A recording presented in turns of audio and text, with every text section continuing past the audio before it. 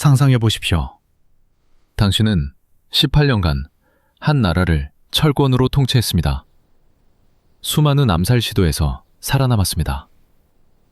1968년 1월 20일에 북한 특수부대원 31명이 청와대를 습격했을 때도 살아남았습니다. 1974년 8월 15일 광복절 기념식장에서 총탄이 당신의 귀를 스쳐 지나갔을 때도 살아남았습니다. 당신 곁에는 언제나 한 남자가 있었습니다. 총알보다 먼저 움직이는 남자.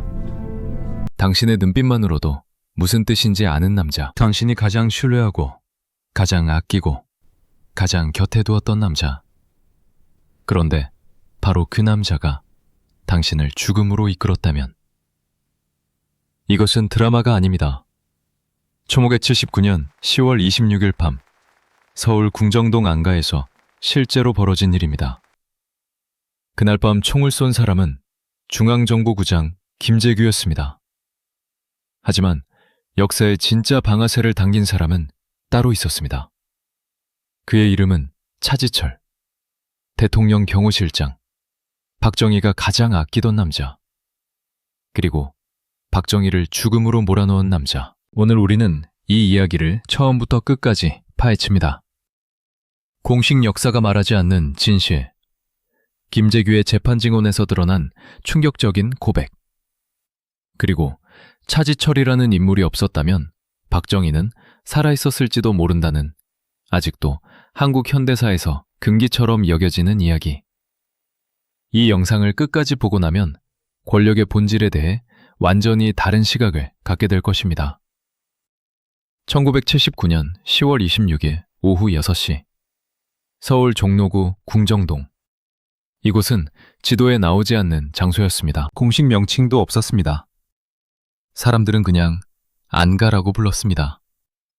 중앙정보부가 관리하는 비밀 연회장, 높은 담장, 삼엄한 경비, 외부와 완전히 차단된 공간.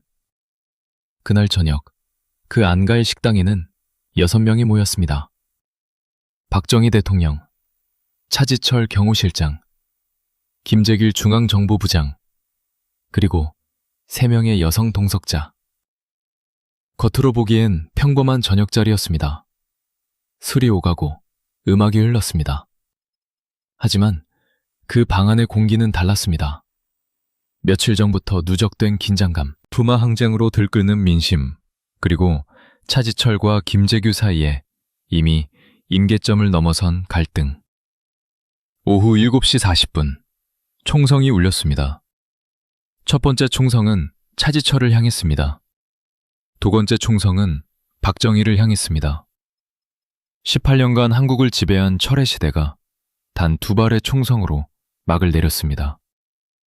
그 자리에서 살아나온 사람은 김재규 단 한 명이었습니다. 이후 역사는 이 사건을 김재규의 범행으로 기록했습니다. 김재규는 체포되었고 재판을 받았고 1980년 5월 24일 교수형에 처해졌습니다. 공식 역사의 결론은 간단했습니다. 김재규가 범인이다. 동기는 권력욕 혹은 개인적 불만. 사건 종결. 하지만 재판 과정에서 김재규는 전혀 다른 말을 했습니다. 나는 박 대통령을 죽인 것이 아닙니다. 나는 차지철을 제거한 것입니다.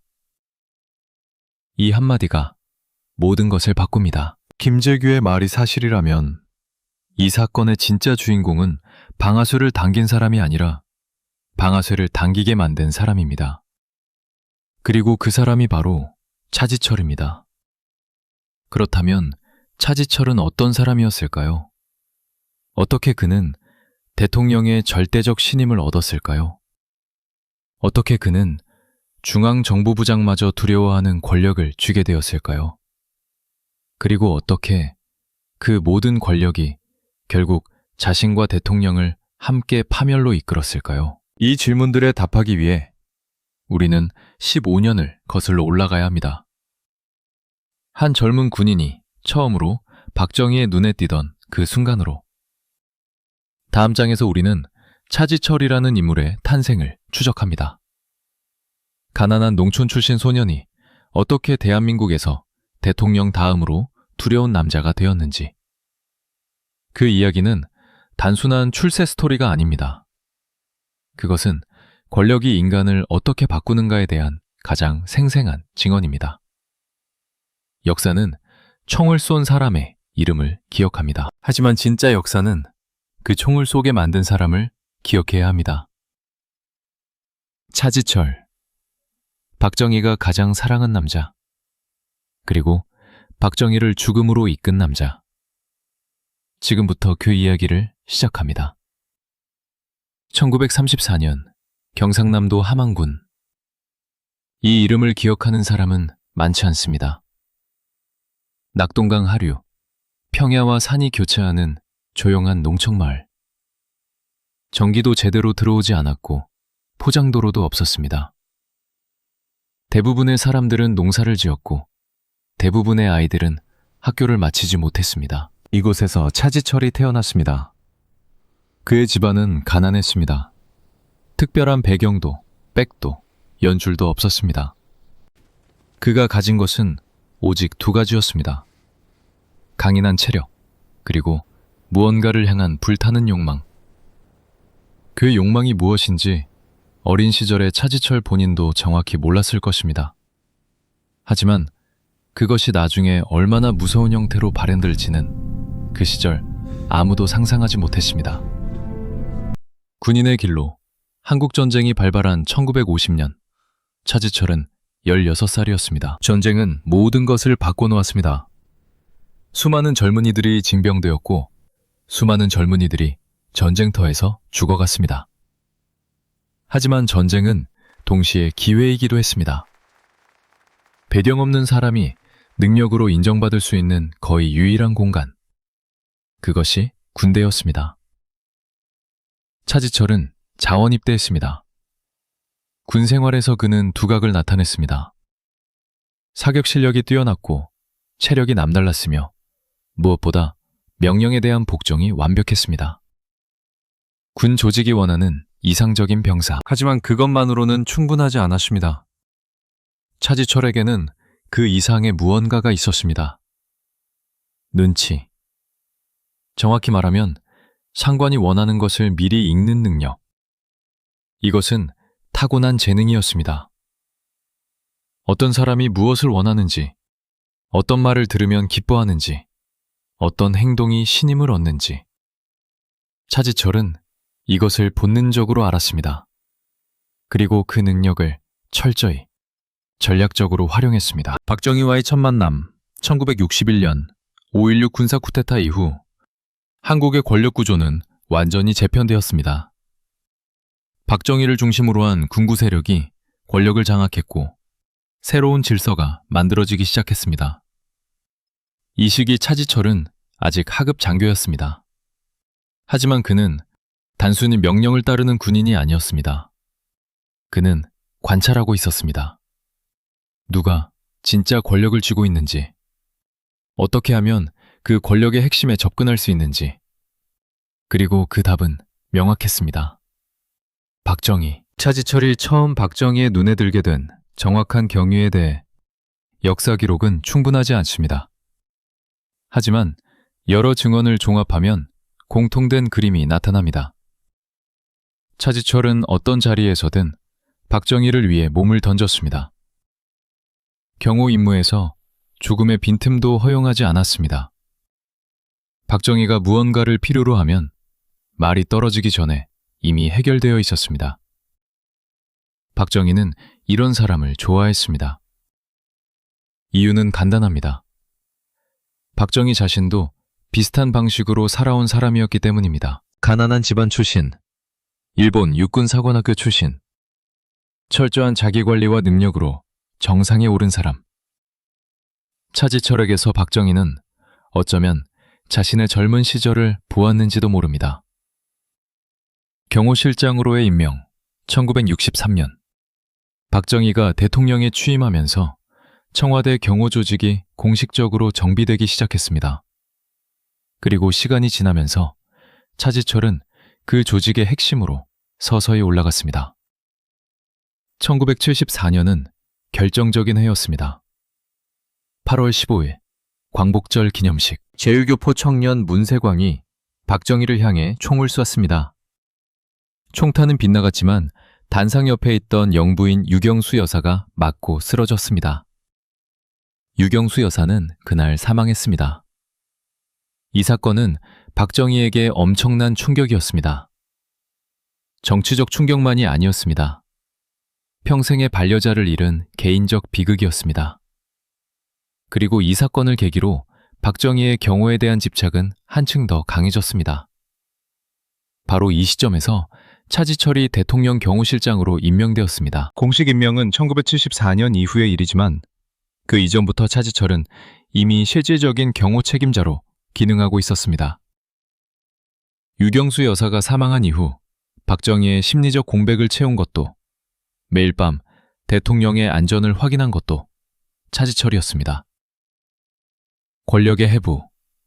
차지철이 경호실장이 되면서 달라진 것은 단순히 직함만이 아니었습니다. 경호실은 원래 대통령의 신변을 보호하는 조직입니다. 하지만 차지철의 손에서 경호실은 전혀 다른 조직으로 변모하기 시작했습니다. 단순한 경호기관이 아니라 권력의 게이트키퍼. 대통령에게 접근하려는 모든 사람은 차지철의 허락이 필요했습니다. 장관도, 국회의원도, 심지어 중앙정보부장도. 누가 박정희를 만날 수 있는지, 누가 박정희에게 어떤 보고를 올릴 수 있는지, 누가 박정희의 귀에 어떤 말을 전달할 수 있는지, 이 모든 것을 결정하는 사람이 차지철이었습니다. 이것은 단순한 경호 권한이 아니었습니다. 이것은 정보 통제 권한이었습니다. 그리고 정보를 통제하는 자가 현실을 통제합니다. 박정희가 본 차지철 대 실제 차지철. 박정희가 본 차지철은 이랬습니다. 완벽하게 충성스러운 부하. 자신의 안전을 목숨보다 중시하는 경호원. 자신의 눈과 귀가 되어주는 신복. 하지만 권력의 바깥에서 본 차지철은 달랐습니다. 그는 경호실장이라는 직위를 이용해 광범위한 정치적 영향력을 행사했습니다. 마음에 들지 않는 공무원은 압박을 가해 쫓아냈습니다. 자신의 라인에 있는 사람들은 승진시켰습니다. 기업인들에게도 영향력을 행사했습니다. 심지어 중앙정보부의 정보 활동에도 간섭했습니다. 당시 차지철의 별명은 작은 대통령이었습니다. 이 별명이 단순한 과장이 아니었다는 것은 그를 만나본 사람들의 증언에서 확인됩니다. 1970년대 후반, 한국 정치에서 차지철의 눈밖에 나면 어떻게 변는지는 모두가 알고 있었습니다. 그리고 모두가 그것을 두려워했습니다. 하지만 박정희는 몰랐습니다. 아니, 정확히 말하면 알 수가 없었습니다. 차지철이 통제하는 정보 채널을 통해 박정희에게 전달되는 보고는 차지철이 원하는 방향으로 걸러진 정보였습니다. 민심이 폭발 직전이라는 현장의 목소리는 차지철의 필터를 거치면서 일부 불순분자들의 선동으로 바뀌었습니다. 야당의 경고는 반국가 세력의 책동으로 해석되었습니다. 개혁이 필요하다는 내부의 소리는 차지철의 귀에서 멈췄습니다. 박정희는 점점 현실과 단절된 공간에서 살게 되었습니다. 그리고 그 공간을 만든 사람이 차지철이었습니다. 이것이 이 이야기의 핵심입니다. 차지철은 총을 쏘지 않았습니다. 하지만 그는 박정희를 현실로부터 격리시켰습니다. 민심의 소리를 차단했습니다. 위기의 신호를 무시했습니다. 그리고 결정적인 순간 가장 잘못된 조언을 했습니다. 그 조언이 김재규의 방아쇠를 당기게 만들었습니다. 가난한 농촌 소녀는 대한민국에서 가장 두려운 남자가 되었습니다. 그리고 그 권력이 정점에 달했을 때 그것은 자신과 대통령을 함께 삼켜버렸습니다. 다음 장에서 우리는 차지철이 어떻게 권력을 축적해 갔는지, 그리고 그 권력이 어떻게 서서히 박정희를 고립시키기 시작했는지를 더 깊이 파헤칩니다. 경호실장이라는 직위가 어떻게 대한민국에서 두 번째로 강한 권력이 되었는지, 그 과정은 현대 권력의 본질에 대한 가장 내목한 수업입니다. 권력은 직함에서 나오지 않습니다. 권력은 관계에서 나옵니다. 그리고 차지철은 이것을 누구보다 정확하게 이해하고 있었습니다. 1974년 경호실장에 공식 임명된 이후 차지철은 빠른 속도로 움직이기 시작했습니다. 하지만 그의 움직임은 눈에 보이지 않았습니다. 소리가 없었습니다. 연설도 없었고 선언도 없었습니다. 그는 조용히 그러나 체계적으로 자신의 권력망을 구축해 나갔습니다.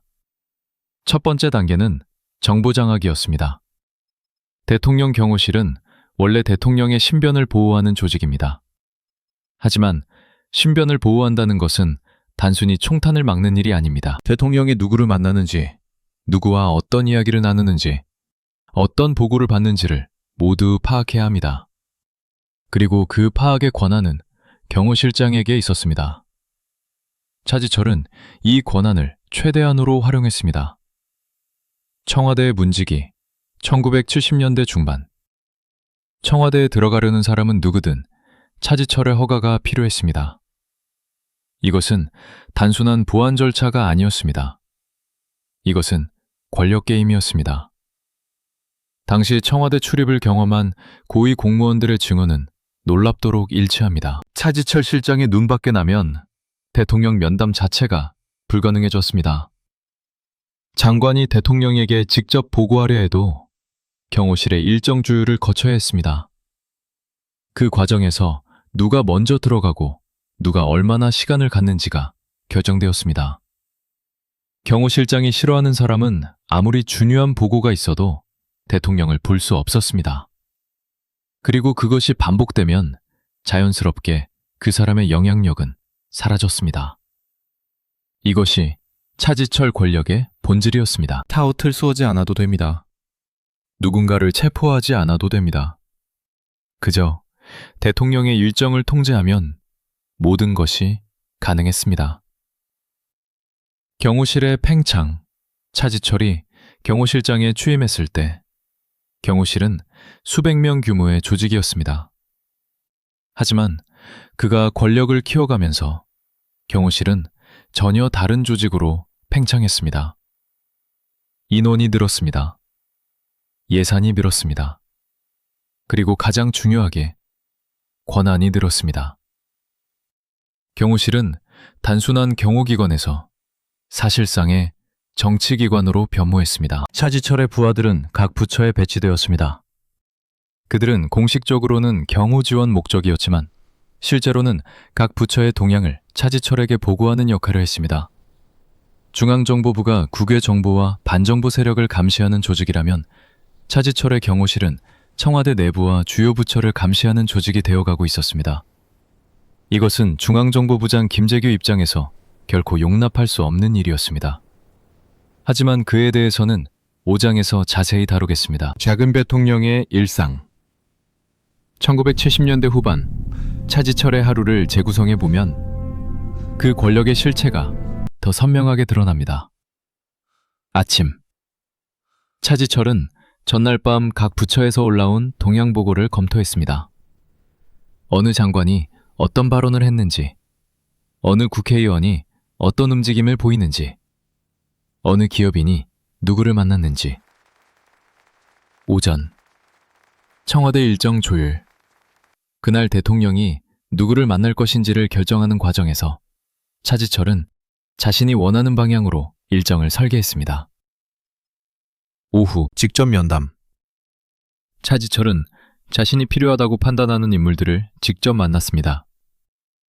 장관급 인사들이 차지철에게 면담을 요청했습니다. 기업인들이 찾아왔습니다. 정치인들이 줄을 섰습니다. 이들이 원하는 것은 하나였습니다. 대통령에게 자신들의 목소리가 전달되기를 바라는 것. 그리고 그 채널을 가진 사람이 차지철이었습니다. 저녁. 박정희와의 시간.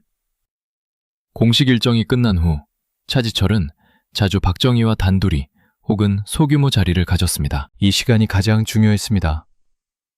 차지철은 이 시간에 하루 동안 수집한 정보를 자신의 해석을 덧붙여 박정희에게 전달했습니다. 이것이 핵심입니다. 정보 자체가 아니라 해석이 권력입니다. 차지철의 언어. 차지철이 박정희에게 정보를 전달하는 방식은 독특했습니다. 그는 절대 상황이 나쁩니다라고 말하지 않았습니다. 대신 이렇게 말했습니다. 각하, 일부 불순한 세력들이 민심을 교란하려 하지만 대다수 국민은 각하를 지지합니다. 걱정하지 않으셔도 됩니다. 반정부 시위에 대해서는 이렇게 표현했습니다. 좌경 용공 세력이 학생들을 선동하고 있습니다. 강력하게 대응하면 됩니다. 야당의 개혁 요구에 대해서는 이렇게 말했습니다. 집권욕에 눈이 먼 정치 몰입애들의 발작입니다. 신경 쓰실 필요 없습니다. 모든 문제는 불순 세력이었습니다. 모든 해결책은 강력한 대응이었습니다. 그리고 모든 결론은 각하는 옳습니다였습니다. 박정희는 이 언어를 들으면서 안심했습니다. 그리고 그 안심이 그를 현실로부터 점점 멀어지게 만들었습니다. 누가 차지철을 견제할 수 있었나? 당시 차지철의 권력에 맞설 수 있는 사람은 이론적으로 3명이었습니다. 첫째, 박정희 본인. 하지만 박정희는 차지철을 신임했습니다. 아니, 정확히는 신임하도록 설계된 정보만을 받고 있었습니다. 둘째, 국무총리. 하지만 유신 체제하에서 국무총리는 실권이 없었습니다. 대통령에게 의존하는 자리였고 대통령에게 접근하는 채널이 차단된 상태에서 총리의 권한은 형식에 불과했습니다. 셋째, 중앙정보부장 김재규. 그는 방배한 정보 조직을 갖고 있었고 차지철과 대등한 지위였습니다. 하지만 두 사람의 갈등은 서로를 견제하는 것이 아니라 서로를 파괴하는 방향으로 흘러갔습니다. 차지철을 실질적으로 견제하는 사람은 없었습니다. 그리고 견제받지 않는 권력은 반드시 한계를 넘습니다. 오만의 시작. 1970년대 후반으로 갈수록 차지철의 언해는 점점 더 노골적이 되었습니다. 공식 회의석상에서 장관들에게 반말을 사용했습니다.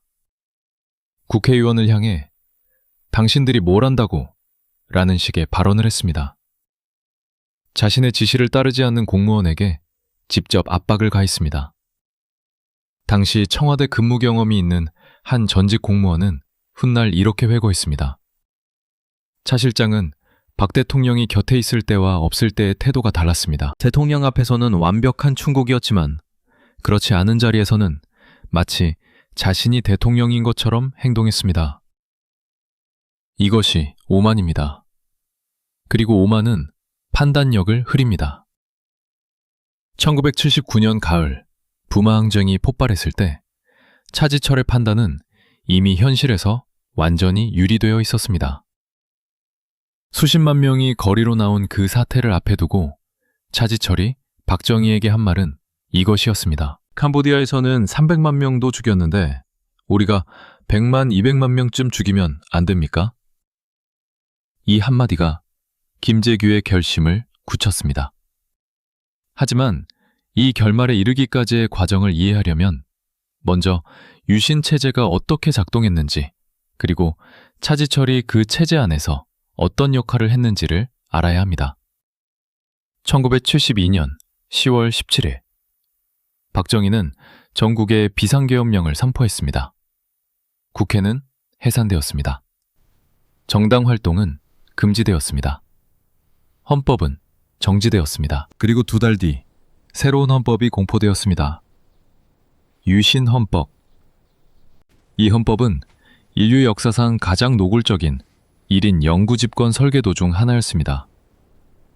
대통령은 통일주체 국민회의라는 간접 선거기구를 통해 선출되었습니다. 임기는 6년이었지만 연임 제한이 없었습니다. 대통령은 국회의원 3분의 1을 직접 임명할 수 있었습니다. 긴급조치권으로 언제든지 헌법적 권리를 정지시킬 수 있었습니다.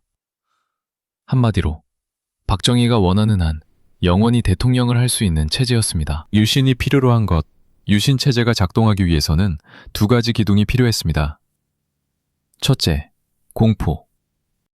반대 목소리를 철저히 억누르는 장치. 이것은 주로 중앙정보부의 역할이었습니다. 둘째, 통제. 대통령 주변의 정보 흐름을 관리하고 체제를 위협하는 요소를 사전에 차단하는 장치. 이것이 차지철의 역할이었습니다. 중앙정보부가 바깥 세계의 반대를 짓밟는다면 경호실은 안쪽 세계에서 대통령을 보호했습니다. 나쁜 소식으로부터의 보호, 불편한 진실로부터의 보호, 현실로부터의 보호. 이 역할 분담 속에서 차지철의 권력은 더욱 공고해졌습니다. 긴급조치의 시대. 1974년부터 1979년까지 박정희는 9차례의 긴급조치를 발동했습니다. 긴급조치 1호는 유신헌법에 대한 반대 의사 표명 자체를 금지했습니다. 긴급조치 9호는 유신에 대한 비판, 개정 요구, 폐지 주장을 모두 범죄로 규정했습니다. 이 시기에 수천 명의 학생, 지식인, 종교인, 정치인이 구속되었습니다. 고문이 자행되었습니다. 언론은 침묵했습니다. 대학 캠퍼스에는 사복경찰이 상주했습니다. 차지철은 이 시스템의 열렬한 지지자였습니다. 아니, 단순한 지지를 넘어 그는 이 시스템을 더욱 강화하는 방향으로 지속적으로 박정희를 설득했습니다. 카카, 지금은 약한 모습을 보여줄 때가 아닙니다. 한 번 양보하면 두 번 요구합니다. 긴급조치를 완화하자는 의견이 있습니다만 그것은 적들이 원하는 것입니다. 흔들리시면 안 됩니다. 민심이 흉흉하다고 하는 보고는 과장된 것입니다. 불순 세력이 분위기를 조장하는 겁니다. 차지철과 지식인 탄압 유신 시대. 차지철의 역할을 가장 선명하게 보여주는 사례 중 하나는 지식인 탄압입니다. 당시 대학 교수, 언론인, 종교인들 사이에서 유신 체제에 대한 비판의 목소리가 조금씩 나오기 시작했습니다. 이들은 직접적인 반정부 운동을 하는 것이 아니었습니다. 단위실에서, 설교단에서, 신문 칼럼에서 조심스럽게 민주주의, 인권, 개혁이라는 단어를 사용했습니다. 차지철은 이것을 용납하지 않았습니다. 경호실 정보망을 통해 이런 인물들의 동향이 차지철에게 보고되었습니다. 그리고 차지철은 중앙정보부에 신호를 보냈습니다. 이 사람을 주목하라. 그 신호가 의미하는 바를 중앙정보부는 잘 알고 있었습니다. 결과는 다양했습니다. 어떤 사람은 해직되었습니다. 어떤 사람은 연행되었습니다. 어떤 사람은 면담 후 다시는 문제적 발언을 하지 않았습니다. 어떤 사람은 그 후 몇 년간 공개석상에서 사라졌습니다. 차지철이 직접 고문을 지시했다는 증거는 없습니다. 하지만 그가 만들어낸 시스템이 그런 결과를 낳았다는 것은 부정하기 어렵습니다. 권력은 명령이 없어도 작동합니다. 눈짓만으로도. 박정희의 고립유신 체제가 길어질수록 박정희 주변에서 진실을 말하는 사람은 점점 줄어들었습니다. 솔직한 보고를 올렸다가 불이익을 당한 사례가 누적되면서 관료사회 전체에 일종의 자기 검열이 자리 잡았습니다. 나쁜 소식은 줄이거나 가공해서 보고했습니다. 대통령이 듣고 싶어하는 말만 골라서 올렸습니다. 이 문화를 만드는데 차지철이 결정적인 역할을 했습니다. 솔직한 보고를 해서 차지철의 심기를 건드린 사람은 다음번에 청와대 출입이 어려워진다는 것을 모두가 알았습니다. 반대로 모든 것이 잘 돌아가고 있습니다. 카카의 영도 덕분입니다. 라고 말하는 사람은 차지철의 호감을 얻었고 그것은 곧 대통령의 신임으로 이어졌습니다. 시스템이 거짓을 보상하고 진실을 처벌했습니다. 박정희는 점점 더 자신만의 현실 속에서 살게 되었습니다. 경제는 성장하고 있었습니다. 국민은 체제를 지지했습니다. 반대 세력은 소수의 불순분자들이었습니다. 차지철이 매일 밤 그에게 들려주는 이야기는 그랬습니다. 하지만 1979년 가을, 현실은 전혀 달랐습니다. YH 사건과 신민당 총재 직권해제, 1979년은 유신체제의 균열이 가시화되기 시작한 해였습니다. 8월, YH 무역 여성 노동자들이 신민당사에서 농성을 벌였습니다. 경찰이 강제 진압하는 과정에서 한 명의 노동자가 사망했습니다. 이 사건으로 민심은 크게 동요했습니다. 9월, 당시 신민당 총재 김영삼이 뉴욕타임스와 인터뷰에서 박정희 정권을 강도 높게 비판했습니다. 정부는 이에 대한 보복으로 국회에서 김영삼의 총재직을 강제로 해제시켰습니다. 야당 의원 전원이 의원직을 사퇴했습니다. 이 두 사건이 부마항쟁의 도화선이 되었습니다. 차지철은 두 사건 모두에서 강경 대응을 주장했습니다. YH 사건 때는 좌경 세력이 배후에 있다, 단호하게 대응해야 한다고 했습니다. 김영삼 해제 문제에서는 약한 모습을 보이면 모든 야당이 들고 일어난다, 선례를 남겨선 안 된다고 했습니다. 김재규는 달랐습니다. 그는 지금 민심은 한계에 와 있습니다. 대화와 유화 정책이 필요합니다. 라고 박정희에게 보고했습니다. 두 사람의 차이는 이제 단순한 의견 차이가 아니었습니다. 그것은 체제의 생존 방식에 대한 근본적인 시각 차이였습니다. 1979년 10월, 부산과 마산이 불탔다. 10월 16일, 부산대학교 학생들이 거리로 나왔습니다. 처음에는 수백 명이었습니다. 다음 날에는 수만 명이 되었습니다. 시민들이 합류했습니다. 노동자들이 합류했습니다. 경찰서가 습격당했습니다. 파출소가 불탔습니다. 정부 차량이 전복되었습니다. 마산으로 불길이 번졌습니다. 이것은 단순한 시위가 아니었습니다. 이것은 체제에 대한 민중의 분노가 임계점을 넘어선 폭발이었습니다. 박정희는 긴급회의를 소집했습니다. 테이블에는 두 개의 선택지가 있었습니다. 차지철의 선택지, 계엄령을 선포하고 군대를 투입해서 강제 진압한다. 어떤 희생이 따르더라도 체제를 지킨다. 김재규의 선택지, 민심을 달래고 긴급조치를 완화하며 정치적 대화를 시작한다. 그리고 바로 이 갈림길에서 차지철은 역사의 길이 남을 발언을 했습니다. 각하, 캄보디아에서는 300만 명을 죽이고도 체제를 유지했습니다. 우리가 100만, 200만 명을 죽인들 무슨 문제가 있겠습니까? 이 방에 함께 있던 김재규는 그 순간을 훗날 재판에서 이렇게 증언했습니다. 그 말을 듣는 순간 나는 이 사람과 함께라면 이 나라는 끝이라고 생각했습니다. 10월 26일까지 열흘도 채 남지 않은 시간이었습니다. 유신체제는 박정희를 위해 설계되었습니다. 하지만 그 체제를 일상에서 유지하고 강화한 것은 차지철이었습니다. 그는 단순한 경호원이 아니었습니다. 그는 박정희와 현실 사이의 벽이었습니다. 그리고 그 벽이 높아질수록 박정희는 1979년 가을거리에 쏟아진 수십만 명의 목소리를 들을 수 없었습니다. 들을 수 없는 사람은 대응할 수 없습니다. 그리고 대응하지 못한 체제는 결국 내부에서 무너집니다. 차지철이 만든 벽. 그것이 박정희를 지킨다고 생각했지만 실제로는 박정희를 가장 큰 위험 앞에 무방비 상태로 세워두었습니다. 다음 장에서 우리는 차지철과 김재규의 충돌을 더 깊이 파헤칩니다. 두 사람은 왜 그토록 격렬하게 대립했는가? 그리고 그 대립이 어떻게 1979년 10월 26일의 총성으로 이어졌는가? 권력의 중심에서 벌어진 두 남자의 전쟁, 그 전말을 다음 장에서 공개합니다. 권력의 핵심에는 언제나 보이지 않는 전쟁이 있습니다. 총성도 없고 선언도 없습니다. 공식 발표도 없습니다. 하지만 그 전쟁은 실제 전쟁보다 더 잔인하고 더 치밀하며 더 결정적입니다. 1970년대 후반 청와대 안에서 벌어진 차지철과 김재규의 싸움이 바로 그런 전쟁이었습니다.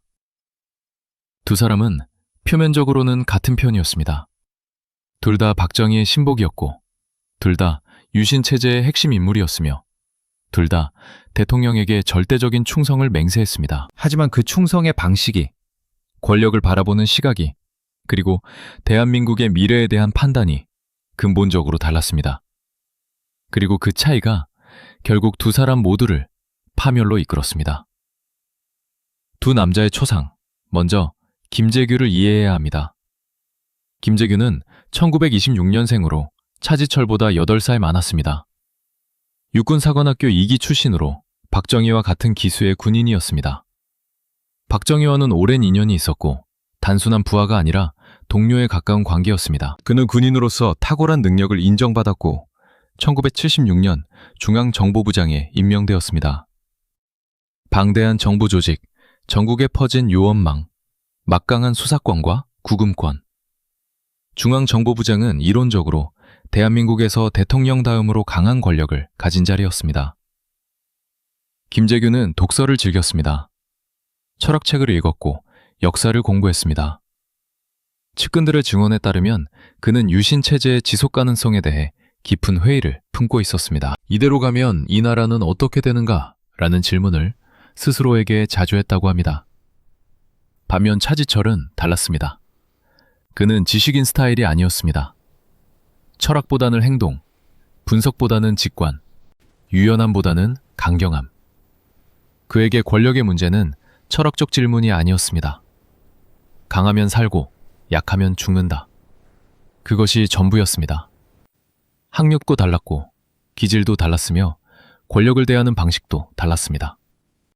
두 사람이 같은 공간에 있다는 것 자체가 이미 충돌을 예고하고 있었습니다. 번안의 충돌.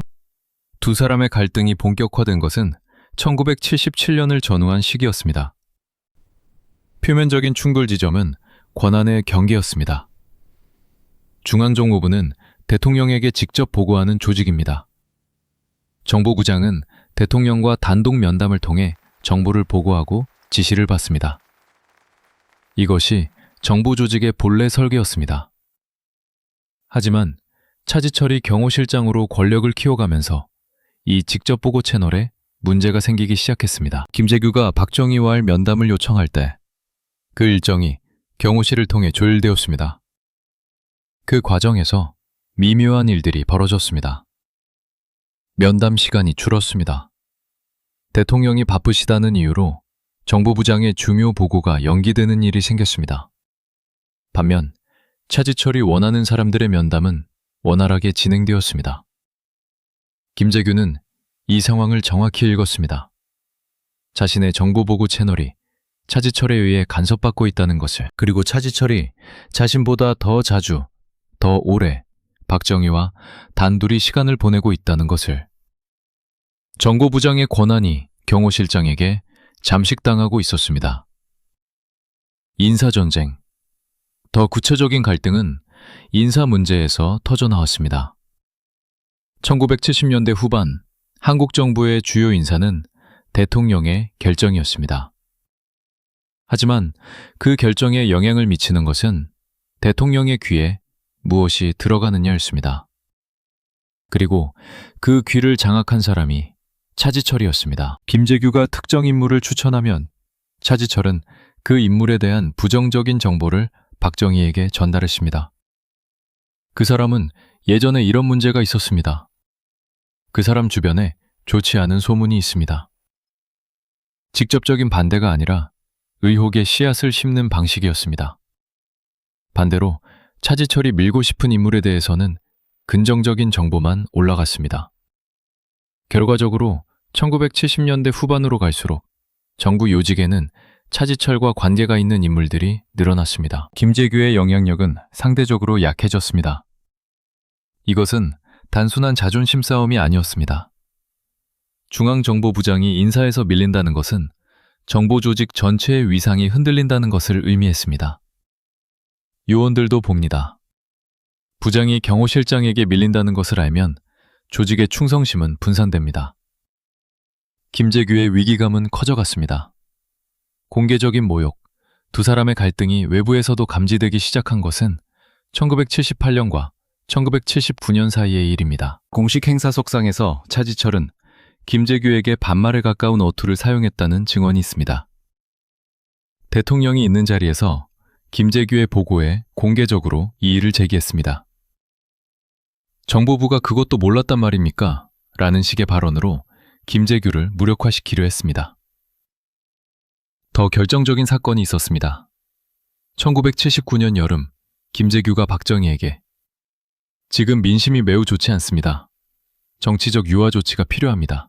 라고 보고했습니다. 그러자 차지철이 즉각 끼어들었습니다. 정보부가 민심을 잘못 읽고 있습니다. 현장 상황을 직접 보지 않고 탁상 보고만 하니 이런 오판이 나오는 겁니다.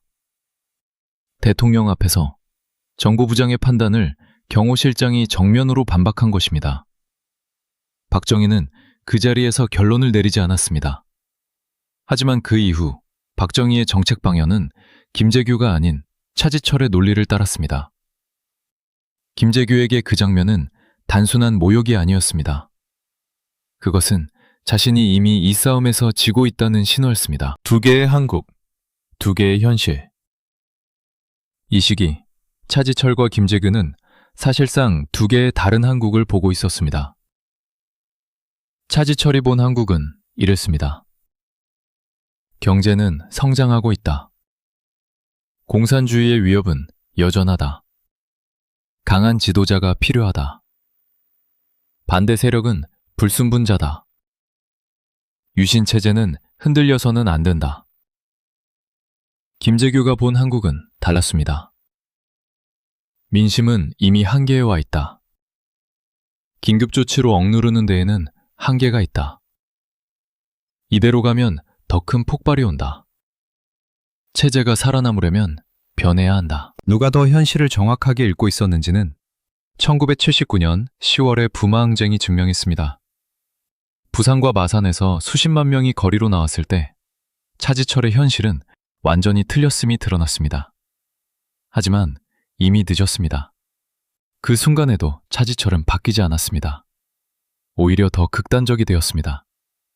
그리고 김재규는 결심을 굳혔습니다. 재판에서 드러난 진실. 1979년 10월 26일 이후 김재규는 체포되어 재판을 받았습니다. 그 재판 과정에서 그는 차지철에 대해 구체적인 증언을 남겼습니다. 차지철은 대통령을 현실에서 완전히 차단했습니다. 내가 올리는 정보 보고가 제대로 전달되지 않았습니다. 차지철이 필터링을 했습니다. 10월 26일, 그날 저녁, 차지철은 또다시 강경 진압을 주장했습니다. 캄보디아 발언을 했습니다. 나는 그 순간 이 사람을 제거하지 않으면 이 나라가 피바다가 된다고 판단했습니다. 나는 박 대통령을 죽이려 한 것이 아닙니다. 차지철을 제거하려 했습니다. 그러나 그 자리에서 대통령을 살려둘 수 없었습니다. 이 증언의 진실성에 대해서는 역사학자들 사이에서 지금도 논쟁이 있습니다.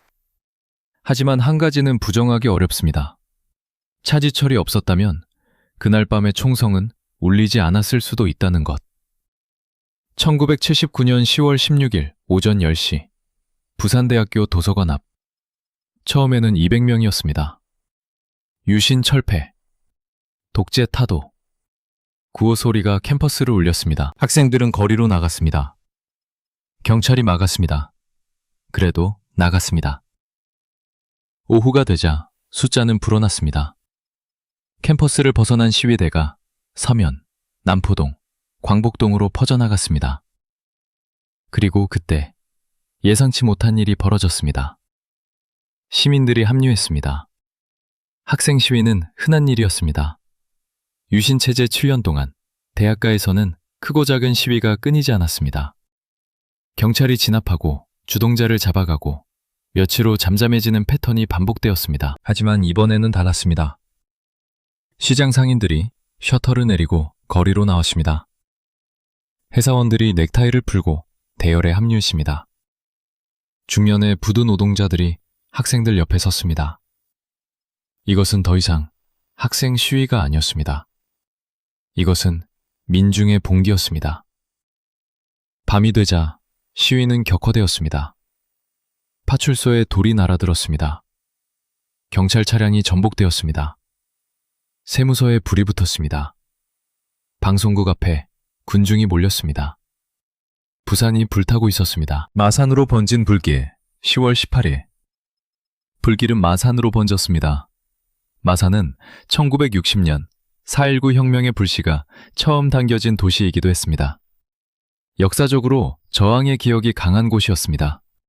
그리고 1979년 10월 그 기억이 다시 깨어났습니다. 마산에서도 학생과 시민이 함께 거리로 나왔습니다. 경찰 병력이 부족해졌습니다.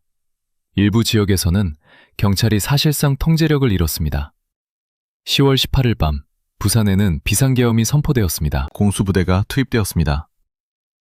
공수부대원들은 시위대를 향해 진압봉을 휘둘렀습니다. 무차별 연행이 이루어졌습니다. 거리를 걷던 시민들도 잡혀갔습니다. 그 과정에서 수많은 부상자가 나왔습니다. 하지만 시위는 멈추지 않았습니다. 이것이 핵심이었습니다.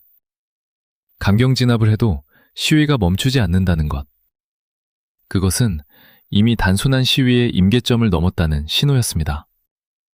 청와대의 긴급회의, 부마항쟁이 폭발하자 박정희는 긴급회의를 소집했습니다. 테이블에는 주요 강요들이 앉았습니다. 그리고 그 자리에서 두 개의 목소리가 충돌했습니다. 차지철의 목소리는 명확했습니다. 강경하게 진압해야 합니다. 계엄을 전국으로 확대해야 합니다. 군대를 더 투입해야 합니다. 지금 한 발자국이라도 물러서면 이 나라 전체가 무너집니다. 각하, 절대로 흔들리시면 안 됩니다. 차지철은 이 자리에서 역사에 기록될 발언을 했습니다. 캄보디아에서는 크메르루주가 300만 명을 학살하고도 정권을 유지했습니다. 우리가 100만, 200만 명을 강경 진압한들 무슨 문제가 있겠습니까? 데모하는 놈들은 전부 죽여버리면 됩니다. 그 방에 있던 사람들은 침묵했습니다. 박정희조차 즉각적인 반응을 보이지 않았습니다. 하지만 김재규는 달랐습니다. 김재규의 경고. 김재규는 이 회의에서 정면으로 다른 입장을 밝혔습니다. 각하, 저는 다르게 생각합니다. 이번 사태는 단순한 자경 세력의 선동이 아닙니다. 평범한 시민들, 노동자들, 중산층이 거리로 나왔습니다. 이것은 이미 유신 체제 전체에 대한 민심의 거부입니다. 강경 진압으로 지금 이 불을 끌 수 있을지 모릅니다. 하지만 그것은 더 큰 폭발의 도화선이 될 것입니다. 지금 필요한 것은 민심을 달래는 것입니다. 긴급 조치를 완화하고 정치적 대화의 문을 열어야 합니다. 이 발언 직후 차지철이 끼어들었습니다. 정보군은 현장을 모릅니다. 현장에서 공수부대가 투입되니 시위대가 물러서고 있습니다. 조금만 더 강하게 나가면 됩니다. 지금 유화책을 쓰는 것은 적에게 항복하는 것과 같습니다. 박정희는 두 사람의 말을 들으면서 표정을 바꾸지 않았습니다. 하지만 이미 그의 마음속에서 어느 쪽으로 기울고 있었는지는 이후의 결정이 말해줍니다. 그는 차지철의 논리를 택했습니다. 김재규의 내면 회의가 끝난 후 김재규는 무슨 생각을 했을까요? 훗날의 재판 기록과 측근들의 증언을 종합하면 이 시기 김재규의 내면은 점점 극단적인 방향으로 흘러가고 있었습니다. 그는 스스로를 설득했습니다. 차지철이 계속 박정희 옆에 있는 한 이 나라는 변하지 않는다. 차지철이 박정희의 귀를 막고 있는 한 어떤 보고도 제대로 전달되지 않는다. 차지철을 제거하지 않으면 부마항쟁은 더 큰 유혈 사태로 이어질 것이다. 그리고 그것은 이 나라의 파멸이다. 이것이 김재규의 논리였습니다. 물론 이 논리에 개인적인 감정이 섞여 있었다는 것은 부정하기 어렵습니다. 수년에 걸쳐 차지철에게 공개적으로 모욕당하고 권한을 침해당하고 박정희 앞에서 무력화되어 온 김재규의 분노. 그것이 나라를 위한 결심과 뒤섞였을 것입니다. 인간의 결심은 언제나 그렇습니다. 순수한 동기와 불순한 감정이 함께 섞여 있습니다. 그리고 그 혼합물이 임계점에 달했을 때 행동으로 폭발합니다. 10월 26일은 열흘도 남지 않았습니다. 부마항쟁이 남긴 질문, 부마항쟁은 결국 계엄령과 공수부대 투입으로 외형적으로는 진압되었습니다. 하지만 그것은 진압이 아니었습니다. 억압이었습니다. 그 차이는 결정적입니다. 진압은 원인을 제거합니다. 억압은 원인을 덮어둡니다. 덮어둔 것은 반드시 다시 터집니다. 더 크게. 차지철은 그것을 몰랐습니다. 혹은 알면서도 인정하지 않았습니다. 김재규는 알았습니다. 그래서 행동했습니다. 하지만 그의 행동 역시 또 다른 폭력이었습니다. 총으로 시대를 바꾸려 한 것 자체가 유신체제가 만들어낸 폭력의 문법을 그대로 답습한 것이었습니다. 차지철을 비판하면서 그는 차지철과 같은 방식으로 행동했습니다. 역사의 아이러니는 언제나 이런 형태로 나타납니다. 부마항쟁은 박정희 체제의 마지막 균열이었습니다. 그리고 그 균열 앞에서 차지철과 김재규는 완전히 다른 답을 제시했습니다. 차지철의 답은 더 많은 총칼이었습니다. 김재규의 답은 차지철의 제거였습니다. 박정희는 두 답 모두를 듣고 있었지만 결국 자신이 가장 신뢰하는 사람의 말을 들었습니다. 그리고 그 선택이 열흘 후 그의 운명을 결정했습니다. 다음 장에서 우리는 1979년 10월의 마지막 날들로 들어갑니다. 박정희의 심리 상태, 차지철의 마지막 행동들, 그리고 궁정동 안가로 이어지는 그날 밤의 이야기. 역사의 방아쇠가 당겨지기까지의 시간, 분, 초를 추적합니다. 1979년 10월. 서울의 가을은 유난히 맑았습니다. 하늘은 높고 공기는 차가웠습니다. 단풍이 들기 시작했고 거리의 사람들은 코트깃을 세웠습니다. 겉으로 보면 평온한 가을이었습니다. 하지만 청와대 안의 공기는 달랐습니다. 눈에 보이지 않는 무언가가 팽팽하게 당겨져 있었습니다. 언제 끊어질지 모르는 실처럼. 박정희는 그것을 느끼지 못했습니다. 아니, 정확히 말하면 느끼지 못하도록 설계되어 있었습니다. 부마항쟁이 계엄령으로 외형적으로 진압된 이후 차지철은 박정희에게 이렇게 보고했습니다. 각하, 상황은 안정되고 있습니다. 공수부대가 투입된 이후 시위대는 해산되었습니다. 일부 불순분자들이 선동을 시도하고 있지만 민심의 대세는 각하 편입니다. 걱정하지 않으셔도 됩니다. 박정희는 고개를 끄덕였습니다. 그는 이 보고를 믿었습니다. 18년간 믿어온 사람의 말이었기 때문입니다. 그리고 그 믿음이 그를 죽음으로 이끄는 마지막 단계였습니다. 박정희의 고독.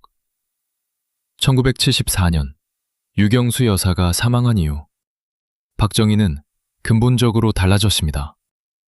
측근들의 증언을 종합하면 그 이후의 박정희는 이전과 같은 사람이 아니었습니다. 예전에는 때로 농담도 하고 측근들과 허물없이 이야기를 나누었습니다.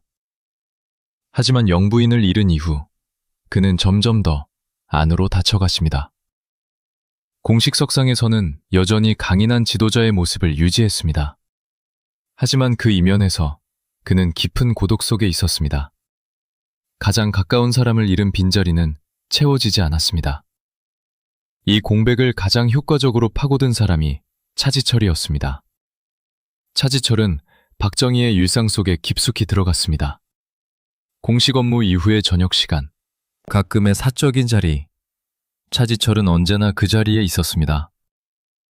대통령이 필요로 하는 것을 미리 준비했습니다.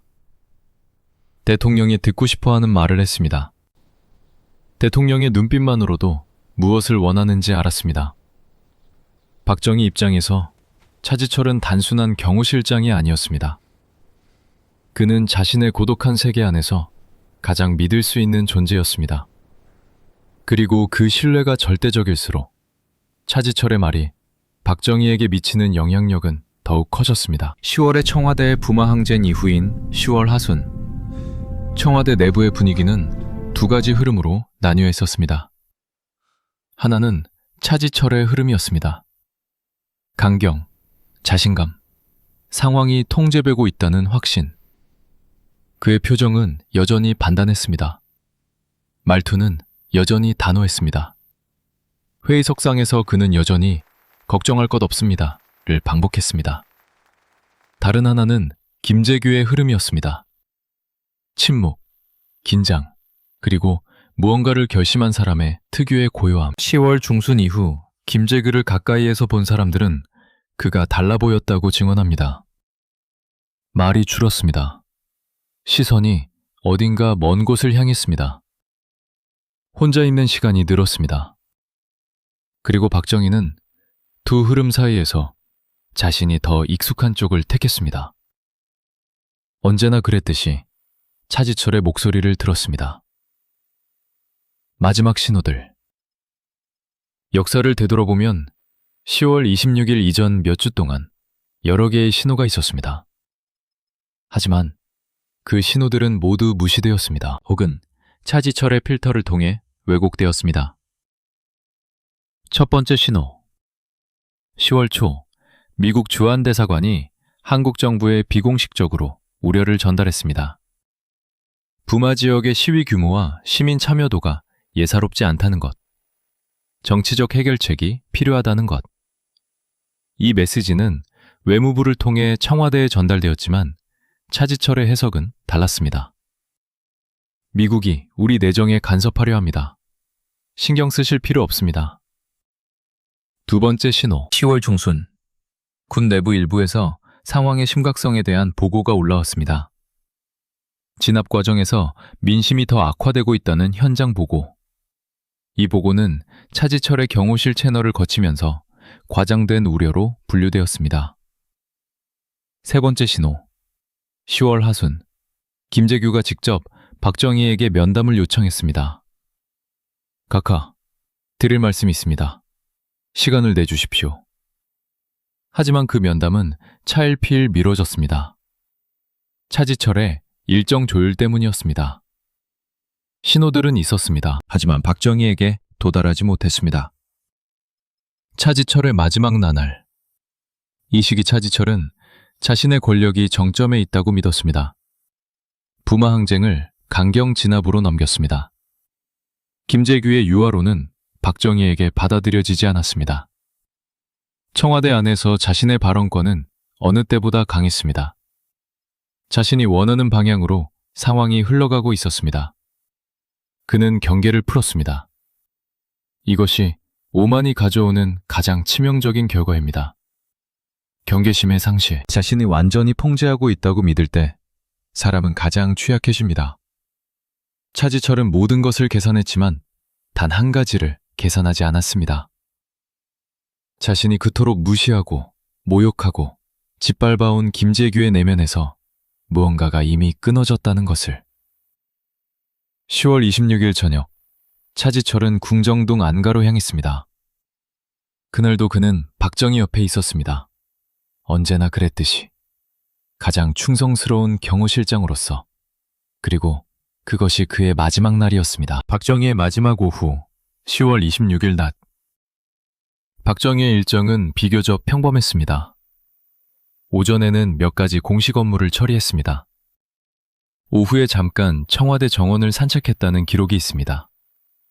그날 그의 표정은 평온했다고 당시 청와대 직원들은 증언합니다.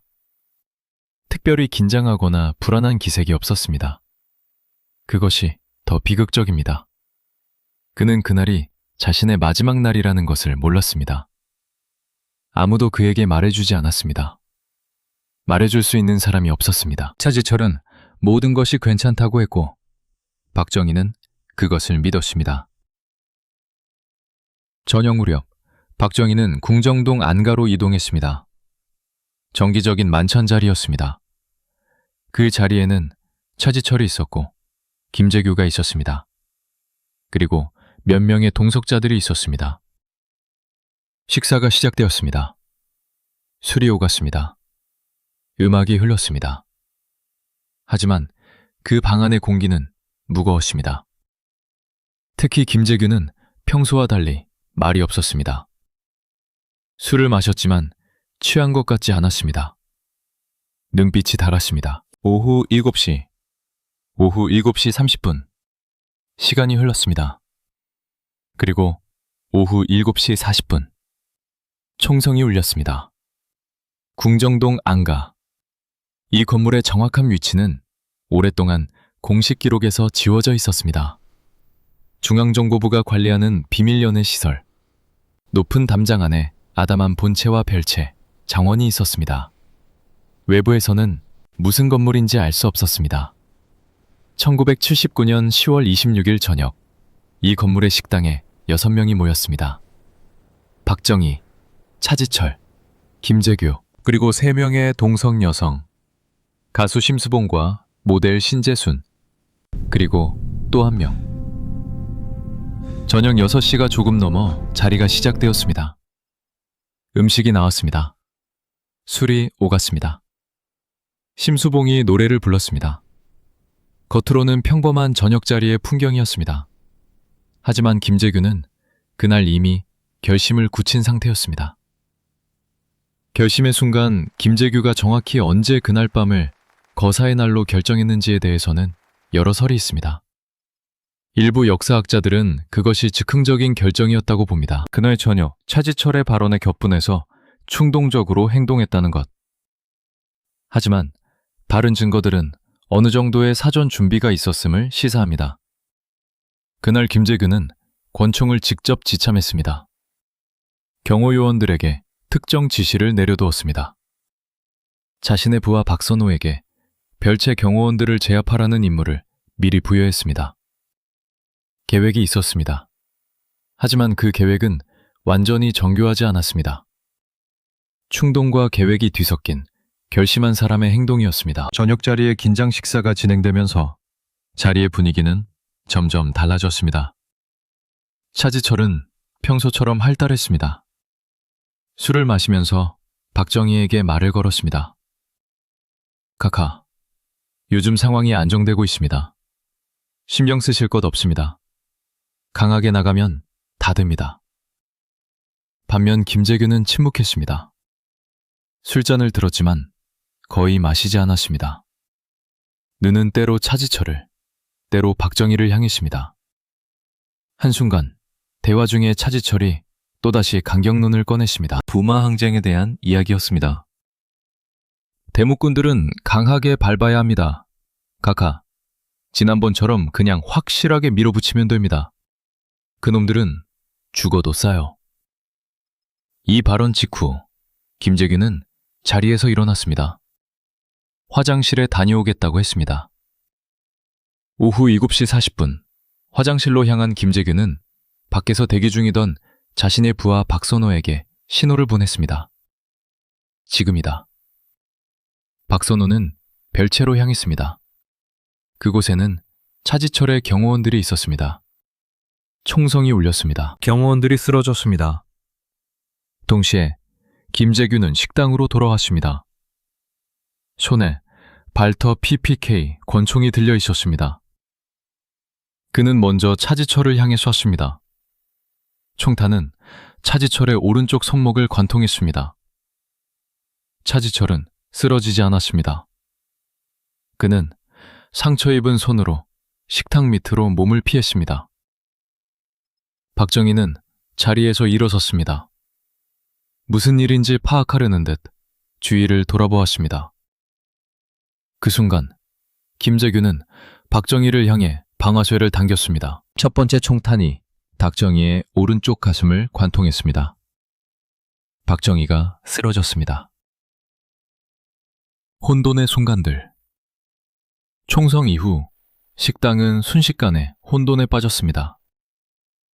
동석했던 여성들이 비명을 지렀습니다. 심수봉은 훗날 이 순간을 이렇게 증언했습니다. 총소리가 나고 각하가 쓰러지셨습니다. 저는 너무 무서워서 아무것도 할 수가 없었습니다. 차지철은 식당 밑에서 기어 나오려 했습니다. 그는 아직 살아 있었습니다. 손목에 총탄을 맞았지만 치명상이 아니었습니다. 하지만 김재규는 다시 차지철을 향해 총을 쐈습니다. 이번에는 가슴이었습니다.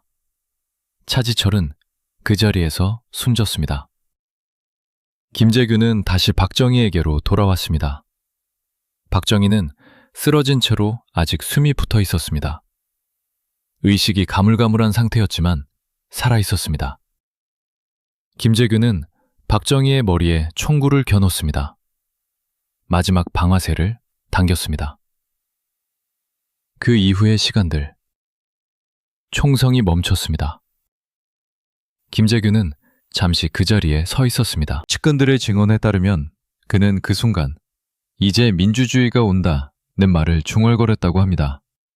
하지만 그것이 사실인지 아닌지는 확인되지 않습니다. 그날 밤 김재규는 국방부로 향했습니다. 계엄사령관 정승화를 만나 상황을 설명하고 자신의 행동이 정당하다는 것을 설득하려 했습니다. 하지만 그 시도는 실패했습니다. 새벽에 그는 체포되었습니다. 박정희의 시신은 국군 서울지구병원으로 옮겨졌습니다. 의사들은 소생을 시도했습니다. 하지만 이미 늦었습니다. 공식 사망 시각은 오후 7시 50분으로 기록되었습니다. 총성이 울린 지 불과 10분 후였습니다. 18년의 시대가 끝났습니다. 차지철의 마지막 그날 밤, 차지철도 그 자리에서 사망했습니다. 대통령의 가장 충성스러운 경호실장, 박정희가 가장 아끼던 사람, 그리고 박정희를 죽음으로 이끈 사람.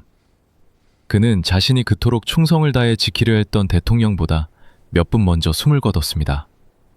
역사의 아이러니는 이 장면에서 가장 선명하게 드러납니다. 대통령을 지키는 것이 자신의 존재 이유였던 사람이 대통령의 죽음을 불러온 당사자가 되었습니다. 그리고 그 대통령보다 먼저 죽었습니다. 차지철은 끝까지 자신의 방식이 옳다고 믿었을 것입니다. 강하게 밀어붙이면 된다. 흔들리지 않으면 된다. 적을 두려워할 필요가 없다. 하지만 그는 한 가지를 계산하지 못했습니다. 가장 큰 위협은 적이 아니라 동료에게서 온다는 것을. 그것이 권력의 가장 오래된 진실입니다. 그날 밤 궁정동 안가에서 6명 중 살아서 나온 사람은 단 한 명이었습니다. 김재규. 하지만 그도 오래 살지 못했습니다. 1980년 5월 24일 그는 교수형에 처해졌습니다. 차지철이 없었다면 박정희는 살아있었을까? 이 질문은 지금도 한국 현대사에서 가장 뜨거운 논쟁 중 하나입니다. 다음 장에서 우리는 재판에서 드러난 진실, 그리고 역사가 차지철을 어떻게 평가하는지를 파헤칩니다. 1979년 10월 27일 새벽, 김재규는 체포되었습니다. 그의 손에는 아직 화약 냄새가 남아 있었습니다. 국방부에서 계엄사령관 정승화를 설득하려 했지만 실패했습니다. 새벽 4시, 그는 군 헌병대에 의해 연행되었습니다. 대한민국 중앙정부부장이 수갑을 찬 채 끌려가는 장면이었습니다. 재판은 빠르게 진행되었습니다. 새로운 권력을 장악하기 시작한 전두환의 신군부는 이 재판을 서둘렀습니다. 길고 복잡한 재판은 원하지 않았습니다. 진실이 너무 많이 드러나는 것도 원하지 않았습니다. 빠른 결론, 빠른 처형, 그것이 신군부의 계산이었습니다. 하지만 재판 과정에서 김재규는 침묵하지 않았습니다. 그는 말했습니다. 길게, 구체적으로, 때로는 감정을 담아서. 김재규의 법정 증언. 김재규의 재판 증언은 지금도 한국 현대사에서 가장 논쟁적인 기록 중 하나입니다.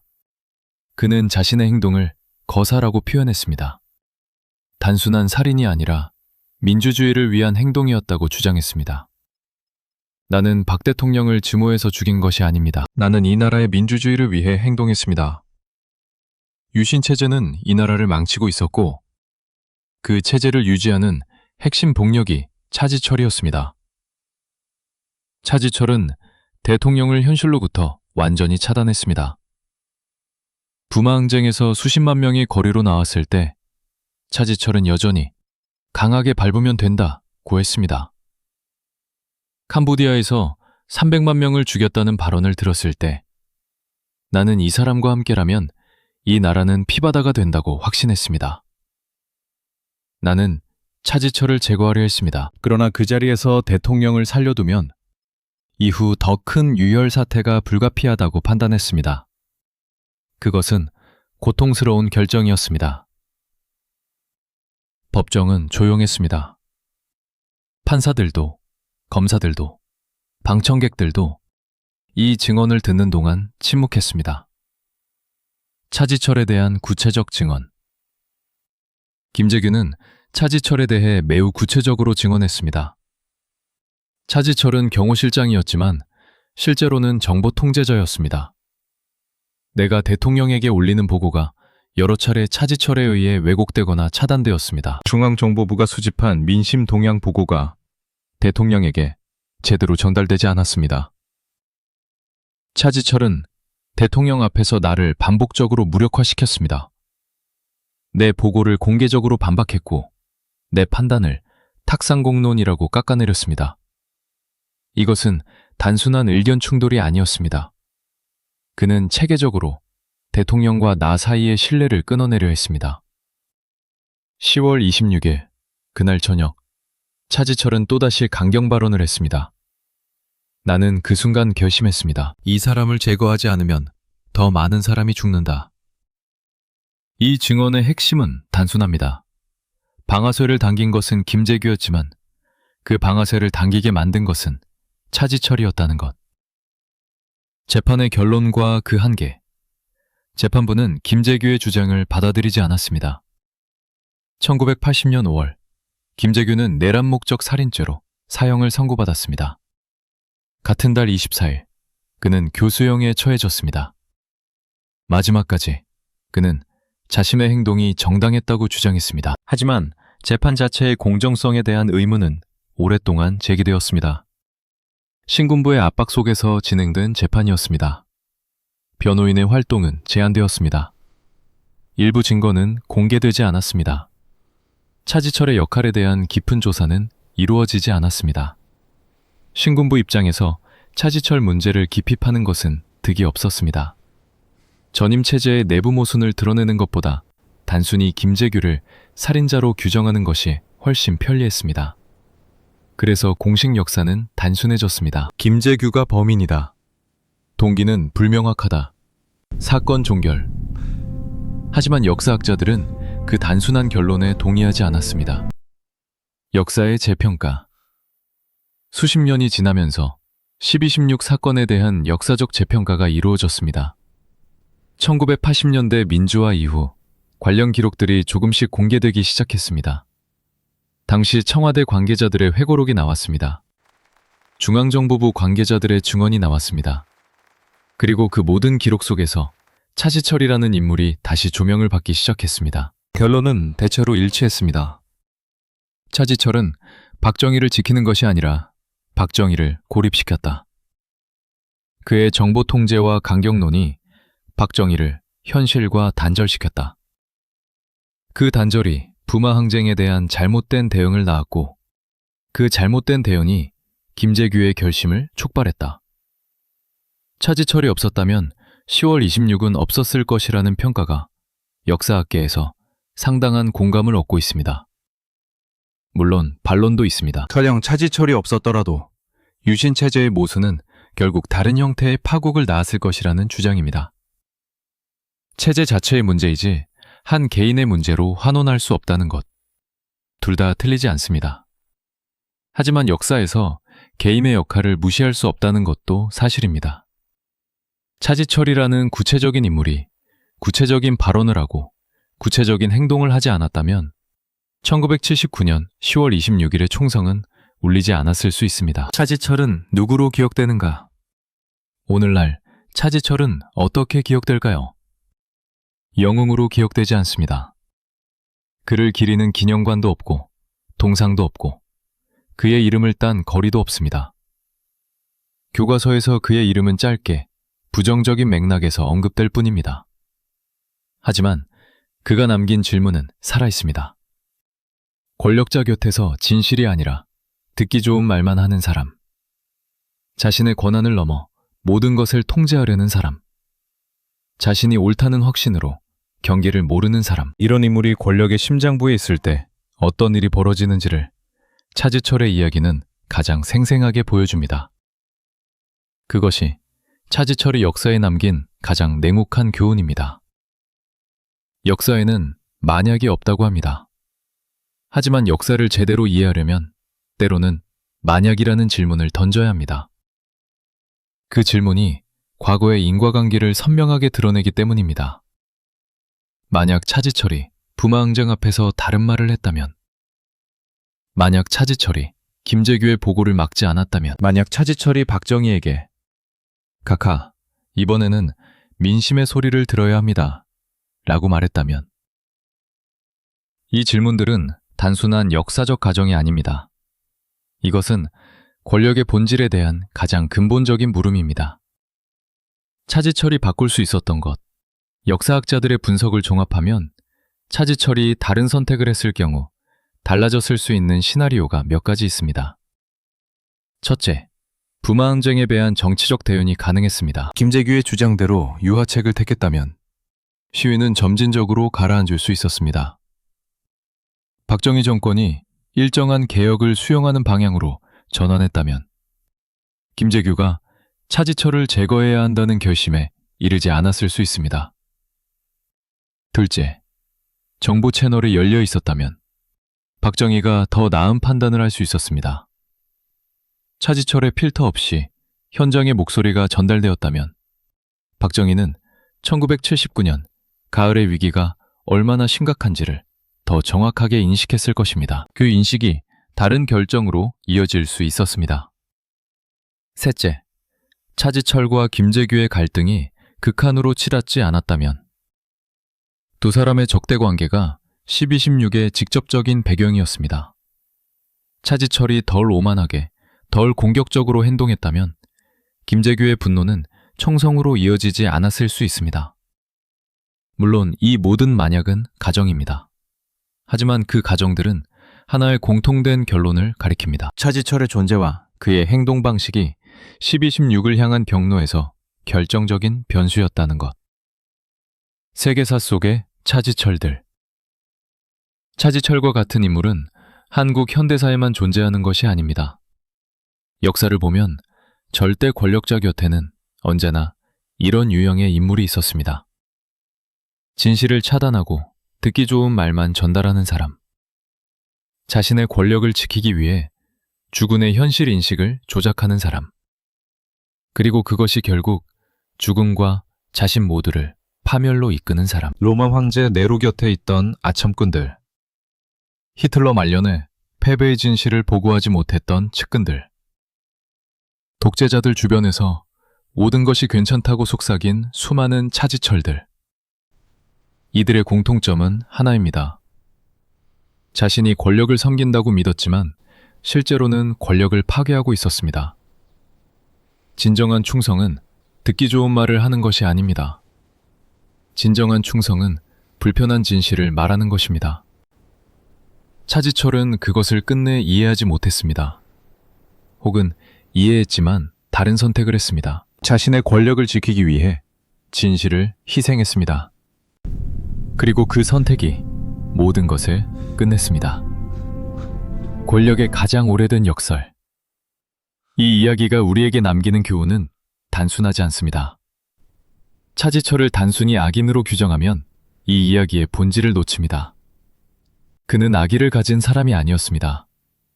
그는 진심으로 박정희를 위한다고 생각했습니다. 진심으로 대한민국을 위한다고 믿었습니다.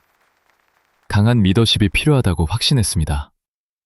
문제는 악의가 아니었습니다. 문제는 그 확신이 너무 강해서 다른 가능성을 볼 수 없었다는 것입니다.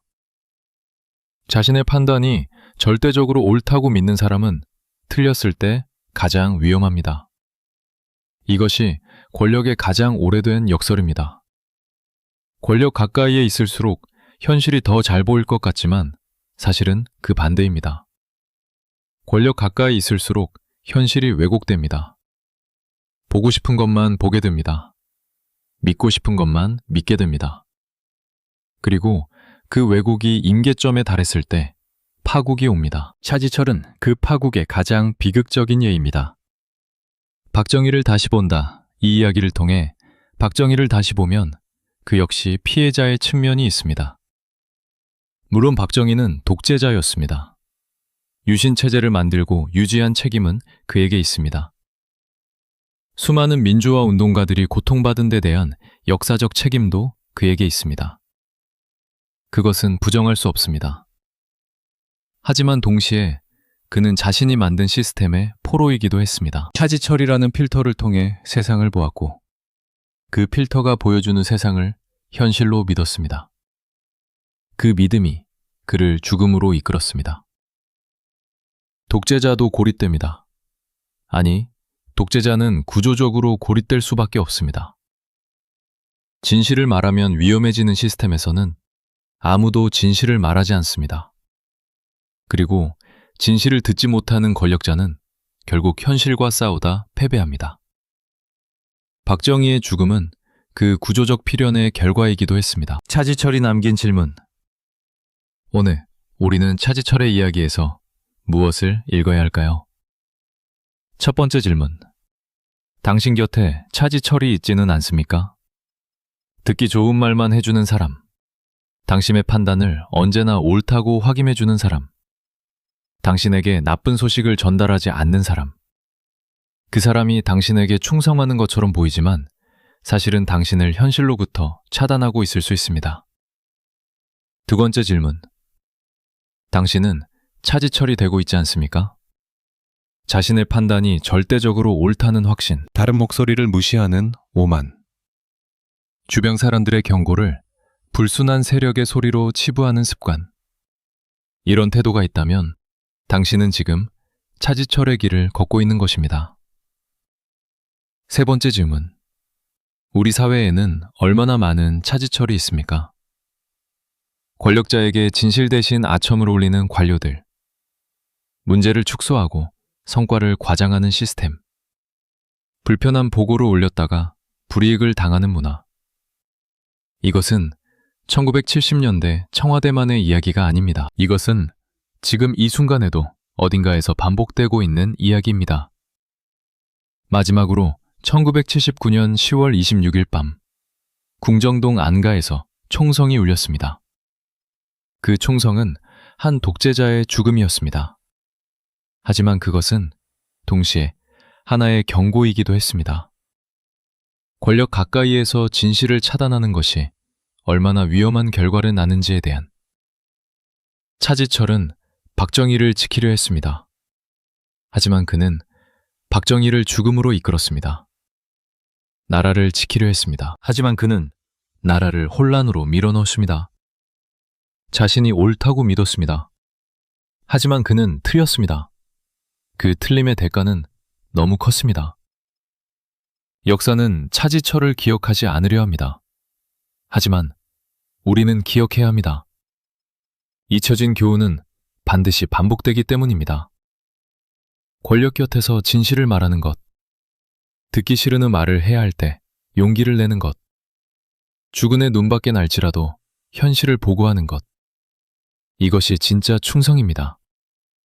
차지철은 그것을 몰랐습니다. 그리고 그 무지가 역사를 바꿨습니다. 이 영상이 도움이 되셨다면 구독과 좋아요를 눌러주세요. 댓글로 여러분의 생각을 남겨주세요.